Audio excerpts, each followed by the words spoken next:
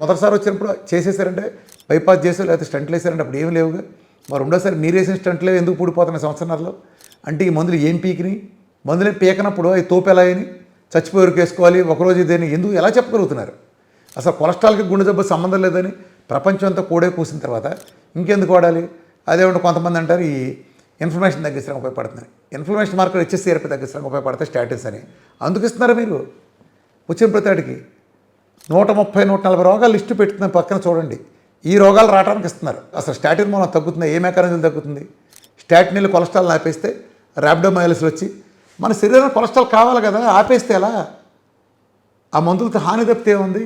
నోను diseases ఏమి ఉంటే ఇదంతా వేరే బయట ఎవడో చెప్పింది కాదు. డాక్టర్లు కార్డియాలజిస్టులు మొత్తుకున్న లిస్టే నేను ఇస్తున్నాను అక్కడ మీకు. ఆ 130 పైన సైడ్ ఎఫెక్ట్లు ఉండే డ్రగ్, అది ఒక చెత్త డ్రగ్గు. దాన్ని బ్యాన్ చేసి అవతల పారేకి ఎప్పటి నుంచో ప్రపంచంలో అది తీసుకొస్తే 100 రోగాలు తెచ్చిపెడతాం కాబట్టి ఇదని. ఈ ప్రపంచంలో మిగిలిన డ్రగ్స్ అనేటి మీద ఎంత మిగిలిందో ఆ ఒక్క డ్రగ్ మీద వీళ్ళకి వైద్య సమాజంలో అమెరికాలో ఉండే మెడికల్ మాఫియా ముఠాలకు అంత మిగిలింది. ఒక్కదాని మీదే అంత దోచేశారు.